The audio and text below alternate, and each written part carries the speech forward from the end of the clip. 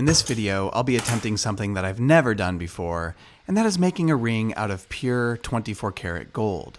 In fact, 2022 has been a year of many firsts for me. In April, I finally attended the annual Jeweler's Bench workshop at Soldering, the largest jewelry manufacturer in North America, and the highlight of the trip might have been when they took me on a private tour of their metals facility. So much gold. Being in Louisiana, this was also my first time traveling to the South, and I'm happy to report that Southern hospitality, it's very much real. In June, I traveled to Las Vegas and attended JCK, the largest jewelry conference in America with 30,000 jewelers in attendance. I have a video on that if you want more details. In the fall, I was invited to give my first ever webinar where I spoke about my creative process using 3D printing. And last month, a first that kind of sets the stage for this entire video, meeting in person and collaborating with another YouTube channel. These lovely people here are a family that run a channel called Gridlessness. And as the name implies, they do a lot of off-gridding activities like being literal homesteaders, living off the land and all the adventures that entails. And although it's quite a different lifestyle than mine, there is one thing that brings us together: gold. Although we're still not quite the same, I usually just order my gold from a refinery. Whereas with Gridlessness, well, they literally mined their own gold. Yeah, that's right. They spent hours and days off of a remote river in British Columbia, and they mined together as a family, collecting gram by gram until they had enough saved up to make something special for each one of them.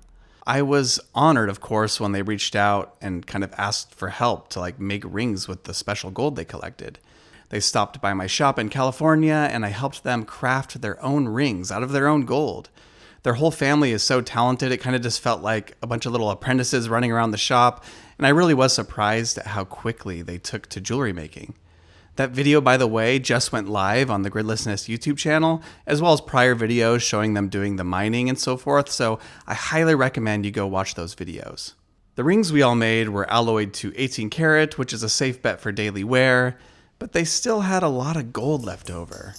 Pure 24 karat gold. Now, normally I'm not making rings in 24 karat due to just how soft gold is in its natural state, but everyone got a ring except for Jeff, and, well, he really wanted an easy way to carry around the gold without fear of it getting lost on their trip. So here we go, my last first of the year. It's time to make a ring out of pure 24 karat gold. Now we're starting with 21.4 grams, and my goal is to keep the finished ring as close to this as possible. Now, normally that doesn't matter to me much because I just refine and recycle gold that gets kind of left behind. But in this case, this is all the gold that they mined, and I want to make sure as much of it as possible gets into this ring.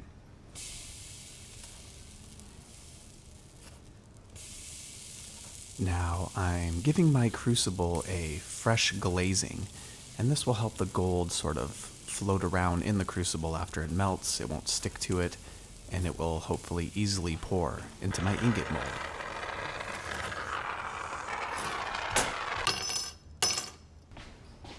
Now, before I pour the gold into the ingot, I want to make sure that the ingot mold itself is preheated. Now, this can either be done by putting the ingot mold in like a kiln or an oven, but in this case, I'm just using my torch to gradually heat it up over time.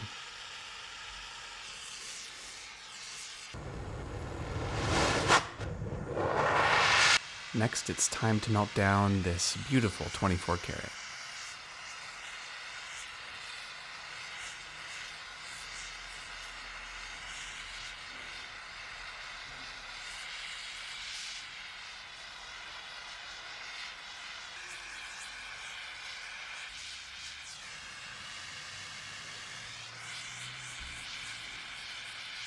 That fresh glaze is really doing a good job as the gold glides around the crucible.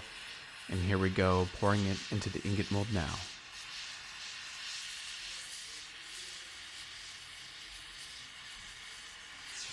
Success. But look at that little piece of gold there on the rim of the entrance to the ingot mold. You know, normally that wouldn't bother me, but in this case, we're talking about people who spent a lot of time gathering that gold. So I'll make sure to collect that and return it to Gridlessness. And there it is, a beautiful round ingot that I will put into my rolling mill, which will shape it into the right length and thickness that I need, as well as the right shape. I'm going for a comfort fit shape, and this is a little bit different of a project. So normally when I'm doing the rolling, I don't care if there's a little bit of excess metal because that just gets recycled and I use it in future projects.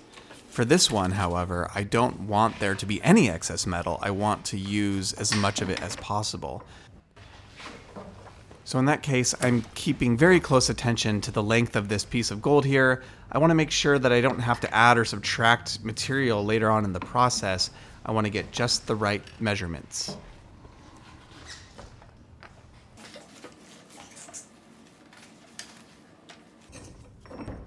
I use these calipers to make sure that everything is looking good with the width of my piece of gold and the length especially to get the finger size right. Once I'm happy with the piece that I've rolled out, I'm going to use this really handy tool I got from Pepe Tools, which is basically a metal bender for making rings. It's really nice when working with super thick pieces of gold like this. And full disclosure, Pepe Tools did send me this ring bender and the rolling mill last year. If you want to check out their products, I'll leave a link down in the description below. So I continue bending the gold until I have almost a circular shape. Now, like I said previously, I am doing things a bit differently. Normally I would overlap the gold here and then run my saw blade directly through, creating a beautiful, nice flush seam and sort of cutting off the excess gold that's overlapping. However, in this case, I don't want there to be any excess gold, right? So I'm just bringing the ends as close as I can together. They will need to be cleaned up, but at least I won't have quite as much gold excess as I would have otherwise. So the ends of this piece of gold are pretty mangled. I will need to take a saw blade and cut off the smallest little sliver here, and of course saving it because I'll never look at gold the same way. Normally I would just kind of discard it and save it for another day, but just knowing how much work went into getting this gold is making me realize that I want to save every piece. Using some ring bending pliers, I will then go ahead and seal off the ring as flush as I can in preparation to soldering it together. Now, another interesting challenge about doing this project is you can't actually solder 24 karat with itself or with 24 karat, because basically what will happen is the ring will want to kind of just melt before the seam closes up. So basically what I need to do is I need to add a lower karat solder. I got the highest karat I could find, which is 22 karat, and I'm really hoping that the color will be close enough that it will be pretty much indistinguishable.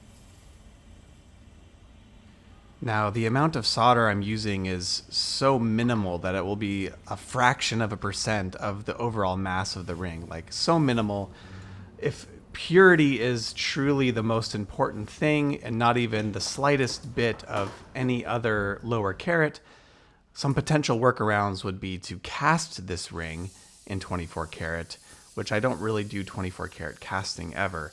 And then another potential solution is to do laser welding, something else that is on my bucket list. And as far as tools to get in my shop, they're very expensive. So for now, we're just going to use a very small amount of 22 karat, and then we're going to file off any of the excess that's on top of the ring.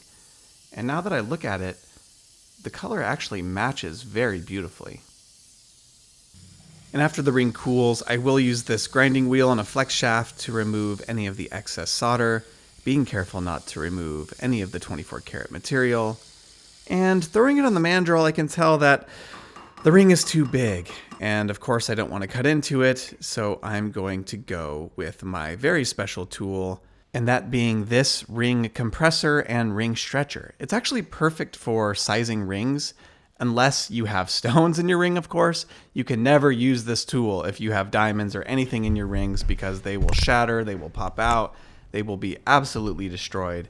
But for projects like this, I can easily compress the ring right down to the perfect size I need, and the best part of all is that no material will be removed at all. The ring retains all of its gold.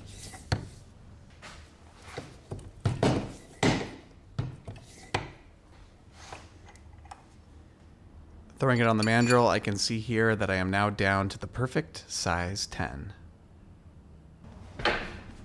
So now that I'm back at my jeweler's bench, I'm into the home stretch here, and basically my goal now is to really make the ring nice and uniform, remove any tool marks, any surface scratches, basically just try to get it to look really nice while retaining as much metal as possible. I know I keep hammering that point home, but I will be weighing this ring at the end of this video just to see how good I did at retaining that metal.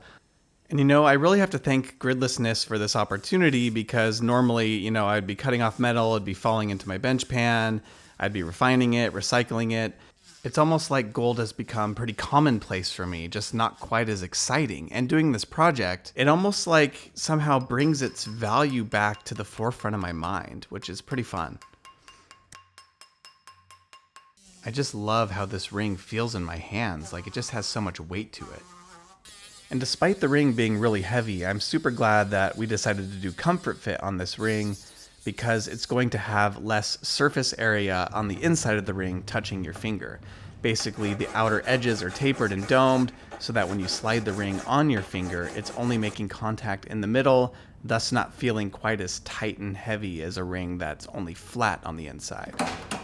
Hopping over to the polishing machine now, I will use a flat lap to crisp up the sides of this ring. Then I'll hop on over to the inside ring finger. This will polish up the inside and that comfort fit I was just talking about to make it nice and smooth and shiny. And the last challenge I was noticing with this project was I was kind of having a hard time bringing the ring to a mere finish. Something about it being pure 24 karat gold. I think it would have been possible if I kept polishing it. However, I just know like within a day or two or even a week of wearing this ring, it's gonna start to dull out again to that beautiful natural 24 karat look.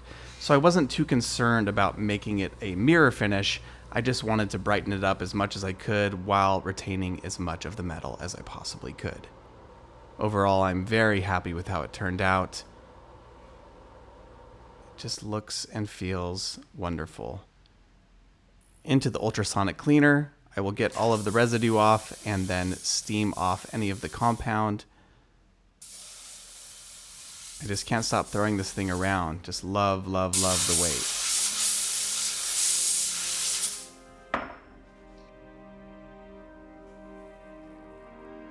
And there we have it, one 24 karat ring.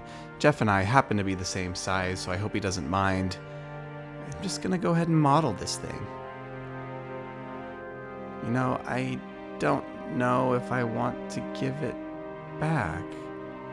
It's almost as if the ring is speaking to me, calling me. My precious. But then I remembered I have to weigh the ring. So let's go ahead and check this out. 20.5 grams, but once I add the little pieces that I had to cut off, we're at exactly 21 grams, and we started at 21.4. So we lost 0.4 grams, which is a little sad, but also inevitable. I don't really know how I could have done any better than that. I'm actually pretty happy with the result of ending up at 21 grams. Thank you everyone for tuning into this video. I wish you a happy new year, and I cannot wait to show you what I have in store for 2023. Take care.